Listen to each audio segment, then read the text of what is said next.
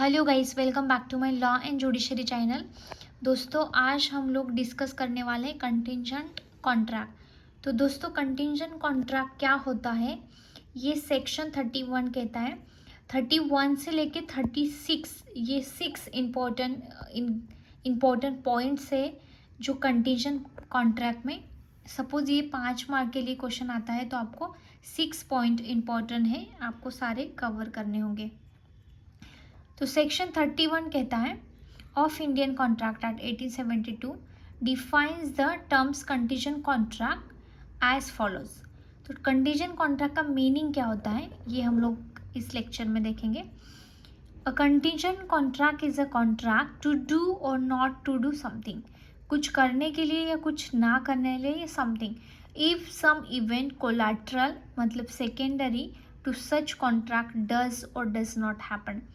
ऐसे कुछ जो something you wanted to do or not to do, और सपोज उसके लिए कोलैटरल कुछ इंसिडेंट्स होते हैं तो such contract does or does not happen. तो कोई कॉन्ट्रैक्ट इसमें होता है या नहीं होता है उसकी depend on that situation, depend on that situation as well as depend on that consents या conditions. so these are very important part while we are discussing contingent contract। Contingent contract ये फ्यूचर में होने वाली या ना होने वाली घटना कोई भी हो उसकी आधारित ही होती है। इसका एक सिंपल वर्ड्स जो होते हैं वो कंटीजेंट कॉन्ट्रैक्ट मतलब क्या होता है। Contingent contracts are the ones where the promisor perform his obligation and when certain condition are met. यहाँ पे प्रोमिसर है वो कॉन्ट्रैक्ट परफॉर्मेंस के लिए तो रेडी होता है, बट उसके कुछ कंडीशन होते हैं वो अगर आप फुलफिल कर पाते हो तो देन ये कॉन्ट्रैक्ट एग्जिस्ट में आएगा। तो कंडीशन कॉन्ट्रैक्ट के एग्जांपल क्या है, इंश्योरेंस कंपनी के जो भी इंश्योरेंस होते हैं, indemnity contract and guarantee are some example of condition contract. ये एग्जांपल इंश्योरेंस कंपनी कुछ होता है तो ही इंश्योरेंस कंपनी आपको कंपनसेशन देती है, नुकसान भरपाई देती है। तो इलस्ट्रेशन एक बार देख लेते हैं। A contracts to pay to B rupees 20,000 if B's house is burned.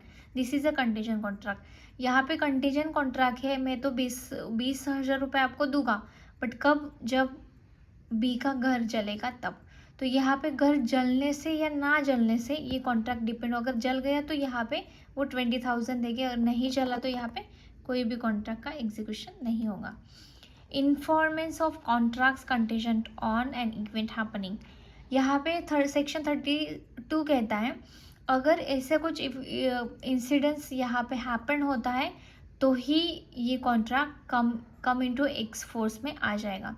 Section 32 कहता है contingent contract to do not to do anything if uncertain future event happen can not be enforce by law unless and until the event has happen. जब तक वो incident happen नहीं होता तब तक contract enforce में नहीं लाया जाएगा। If the event become impossible such contract become void.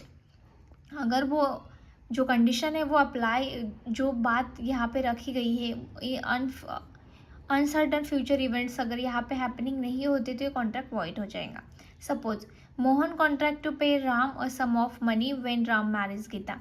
तो यहाँ पे गीता की मैरिज होने से गीता की मैरिज होने से पहले अगर उसकी डेथ हो जाती है तो ये कॉन्ट्रैक्ट अप्लाई नहीं किया जाए, तो this contract become the void. यहाँ पे enforcement of contract contingent on event not happening. तो दोस्तों यहाँ पे जो कॉन्ट्रैक्ट है वो नॉट हैपनिंग ऑफ इवेंट पे डिपेंड किया गया है। For example, X agreed to pay Y a sum of money if a certain ship does not return। अगर वो शिप रिटर्न नहीं आती तो ही कॉन्ट्रैक्ट फुलफिल किया जाएगा, अगर वो शिप रिटर्न आ गई तो ये कॉन्ट्रैक्ट वॉइड माना जाएगा। सेक्शन 34 कहता है when event on which contract is contingent to be deemed impossible if it is the future conduct of living person. ये future conduct of living person के ऊपर डिपेंड है जो भी कॉन्ट्रैक्ट यहाँ पे हो किया जाएगा। A agrees to pay B sum of rupee. यहाँ पे ए एग्री करता है बी को कि मैं कुछ पैसे दूंगा बी की मैरिज अगर सी के साथ हो जाती है, बट सी की मैरिज ऑलरेडी डी के साथ हो चुकी है, तो यहाँ पे marriage of B to C must not be consider impossible. तो although it is a possible that D may die and that C may afterward marry C, but ये पॉसिबिलिटी, ये इम्पॉसिबल कॉन्ट्रैक्ट हो जाएगा. यहाँ पे बहुत कम पॉसिबिलिटी होगी कि किसी की डेथ हो गई, किसी को डाइवर्स कर दिया, किसी को डाइवोर्स दे दिया. तो यहाँ पे पॉसिबिलिटी होती है बट इट्स नॉट मैंडेटरी. ये ऐसी सिचुएशन क्रिएट नहीं किया जा सकते. सेक्शन 35 कहता है when contract become void which are condition on happening of specific event with in fix time. अगर कोई भी specific event with in fix time में अगर कंप्लीट हो जाता है तो यहाँ पे कॉन्ट्रैक्ट वैलिड माना जाएगा. A promise to pay B sum of money if a certain ship return with in a year. अगर एक साल में कुछ शिप है, वो जहाज है, वो अगर रिटर्न आ जाता है विद इन 1 ईयर में, द कॉन्ट्रैक्ट में भी इन्फोर्स, ये कॉन्ट्रैक्ट इन्फोर्स किया जाएगा. बट शिप रिटर्न विद इन, अगर शिप रिटर्न नहीं आती विद इन 1 ईयर में तो and become void if the ship is burn with in the year. कुछ हो जाता है उस शिप को और वो रिटर्न नहीं आती, तो यहाँ पे ये वॉइड कॉन्ट्रैक्ट माना जाएगा. Then last one section 36 of contract act, agreement condition on impossible event void. कोई भी इम्पॉसिबल अगर एक्ट है तो वो यहाँ पे वॉइड माना जाएगा. A agrees to pay B 1000 rupees if B will marry as daughter C, but she was dead at the time of agreement, the agreement is become void. कोई भी इम्पॉसिबल अगर एक्ट है, वो एक्ट इस तरह से है कि वो फ्यूचर में भी नहीं हो सकता, अभी भी तुरंत भी नहीं हो सकता, तो ये contract agreements contingent on impossible event पे माना जाएगा और ये वॉइड हो जाएगा. This is the important part which is related to contingent contract. Thank you.